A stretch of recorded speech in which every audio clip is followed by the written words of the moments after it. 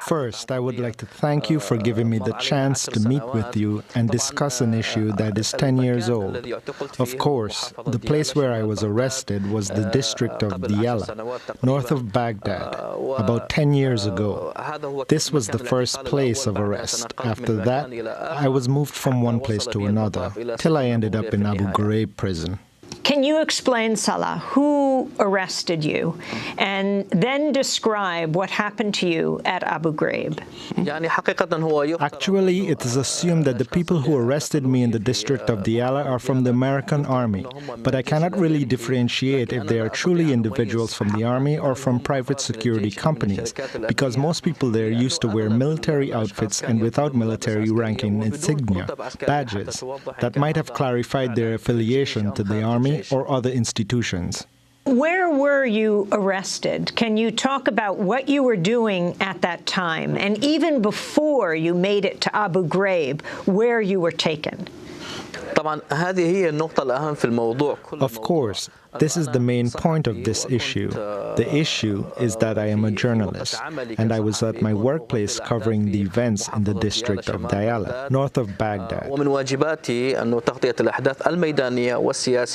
It is my duty to cover events in the field and on the ground, as well as political events. So my arrest happened while I was doing my journalistic duty. There was an explosion in that area. I went to that place to try to take some photographs and gather information about this incident. After I was done with all this work, I was surprised that a man in a military uniform ordered my arrest. After that, I was moved from one station to another.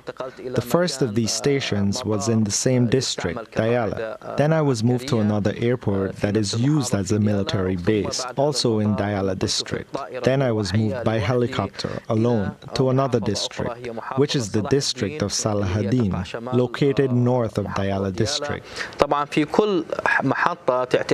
Of course, I was kept in each of these stations for a day or two, and from the last station, I was moved to Abu Ghraib prison.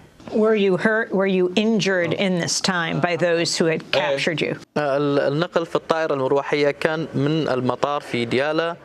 helicopter moved me from Diyala to Salah Hassan, then from Salah Hassan to Abu Ghraib by military trucks. Of course, I was subjected to a lot of hurt and harm during this period, being moved from station to station.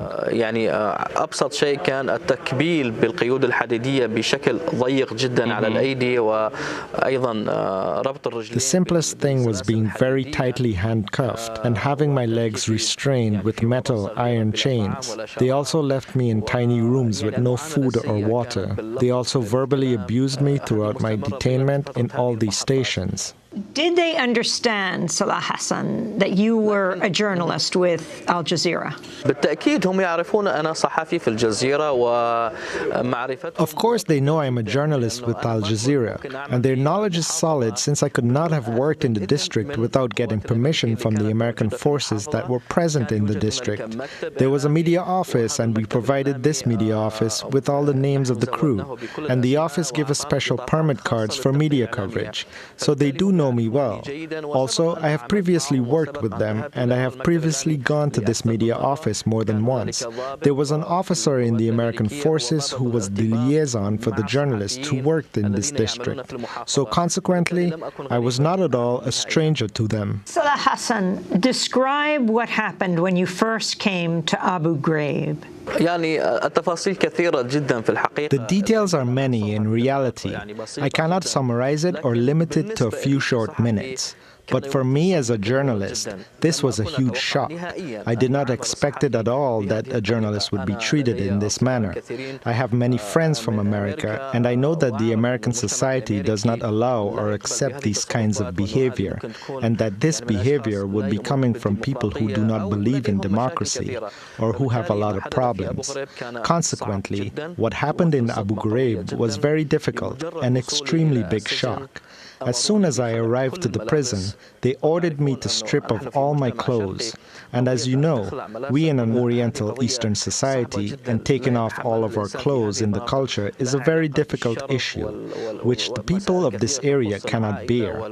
This is an issue related to honor and to family and community values. This was the first issue that I was subjected to in Abu Ghraib prison. I remained without clothes, I remember, from 5 p.m. to 5 a.m. of the following day. Was a hood placed or a plastic bag placed over your head?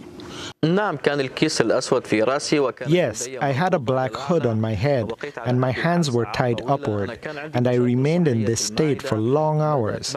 I had medical issues in my stomach. Some excretion was going out of my mouth involuntarily and falling to the ground. But all of this was of no consequences to the guards in the prison. On the contrary, they were laughing, and even at midnight, or after midnight, I heard some people singing, in English of course, "Happy birthday, Al Jazeera. The message is clear. You are with Al Jazeera, so you will celebrate your birthday here," or something of this kind. Were you forced, Salah Hassan, to stand for many hours at a time, hooded, naked?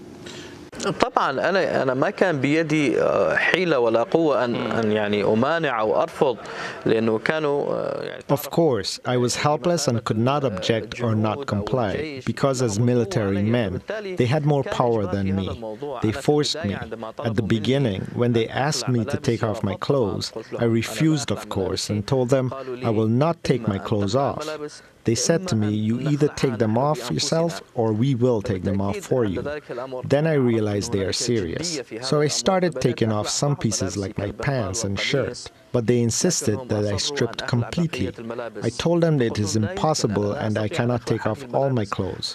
They said, "You either take them off or we will." So I had to take off all my clothes. Timidly, the hood on my head. I put my hand to cover my genitals, very embarrassed. These were very difficult moments. I transformed in a second from a journalist on the ground who has a social status and people look at me in a certain way. I have my familial and social values and status, to a humiliated person stripped down forcefully, very naked, helpless. This was a huge shock in these moments.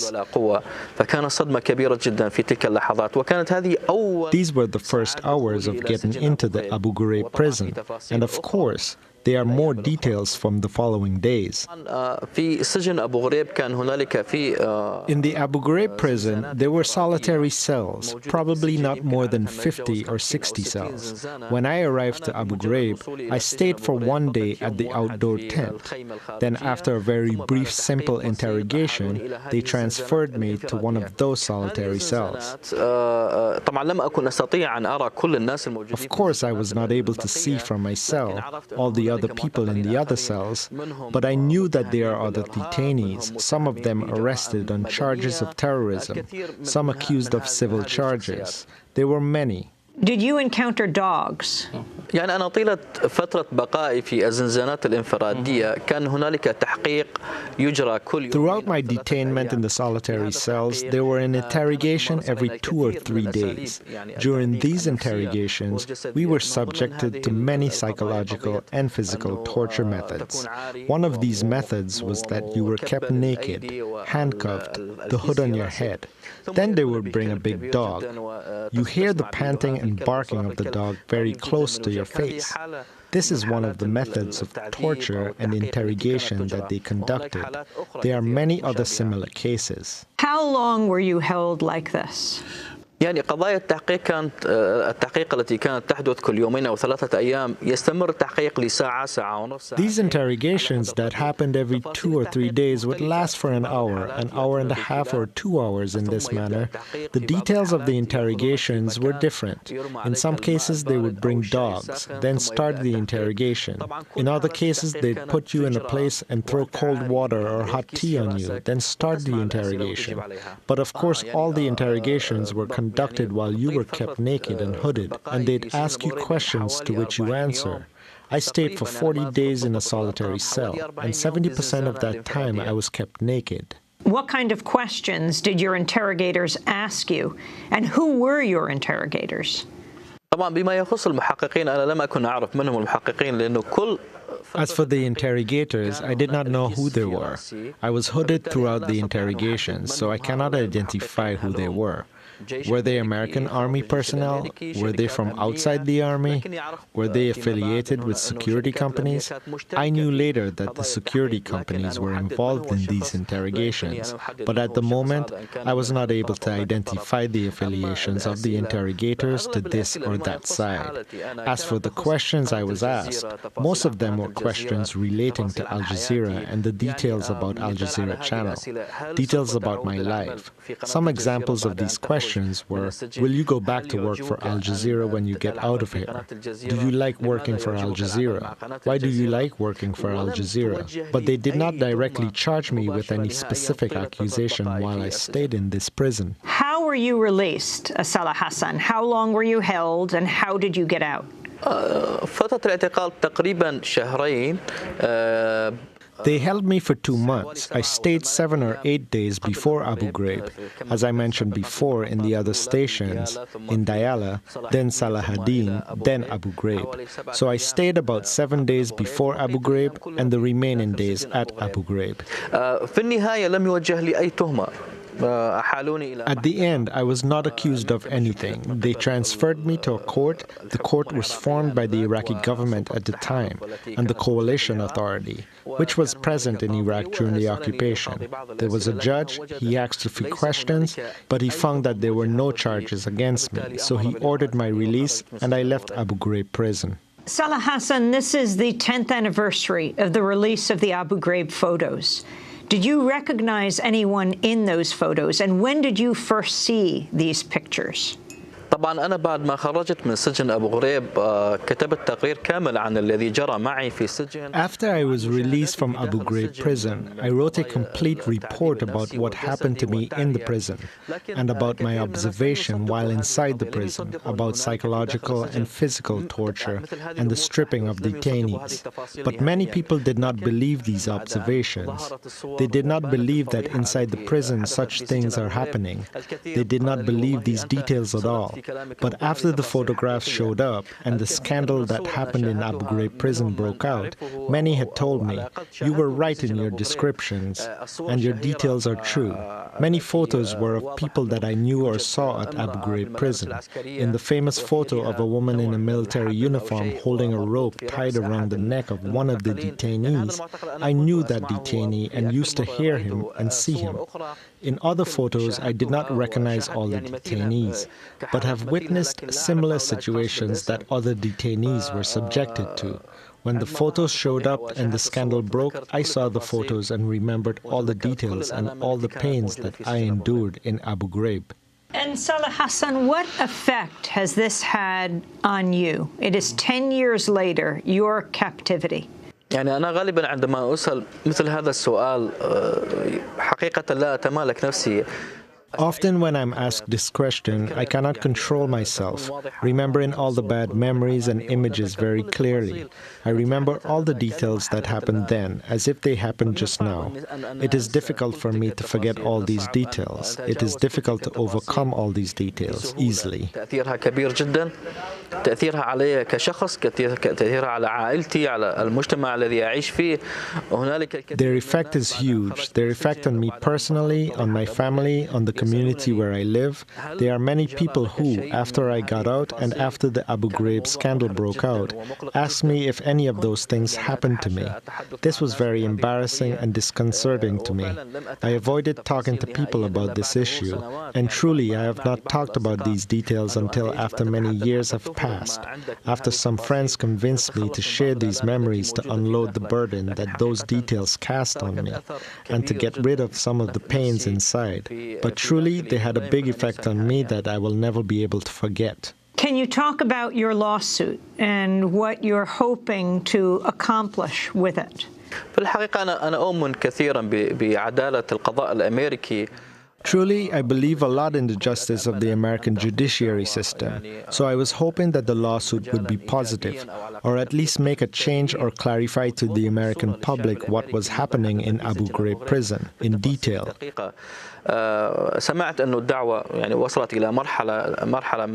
I heard that the lawsuit reached a certain stage and then stopped, but then an appeal was filed. We are now waiting for at least an acknowledgement and recognition if the lawsuit reached again the Supreme Court or the courthouse, and it was ruled that what happened was wrong. This will be a huge deal for me, as at least an acknowledgement that will restore justice and affirm that we are innocent. At least I speak about myself. I am a journalist and I am innocent and I committed no wrong or crime.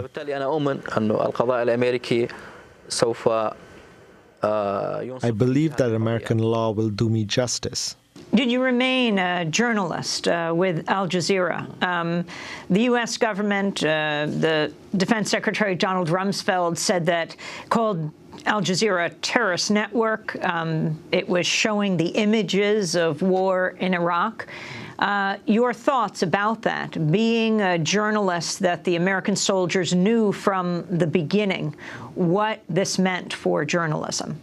أنا بالفعل بعد ما خرجت من سجن أبو غريب استمريت في عملي في الصحافة في قناة الجزيرة وحتى الآن.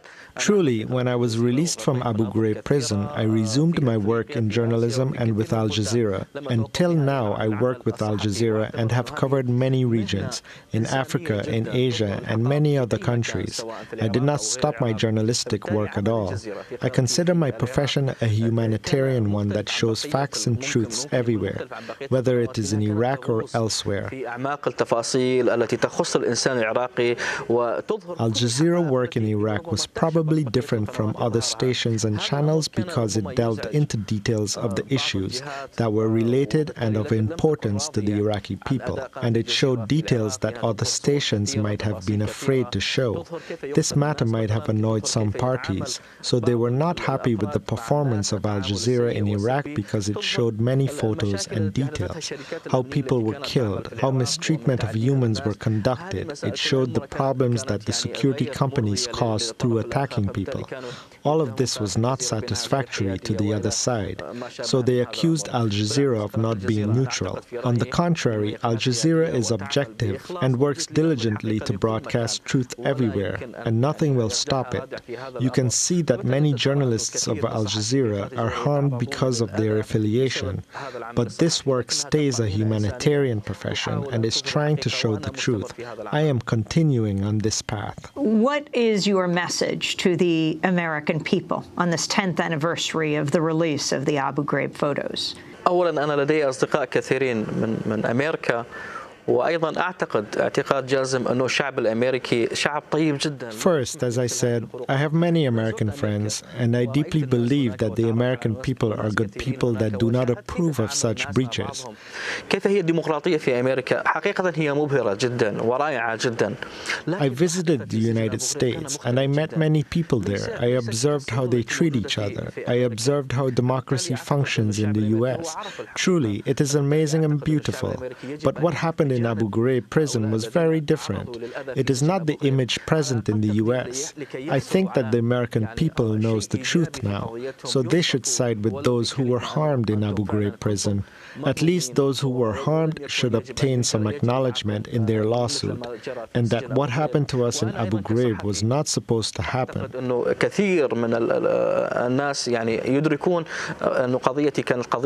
As a journalist, I think that many people realize that my case was an unfair case in Abu Ghraib. I did not commit any crime. I did not commit any professional mistake. And what happened to me in Abu Ghraib was very harmful to me and to journalism around the world. Hassan, thank you so much for joining us. I know this was very difficult as you relive this.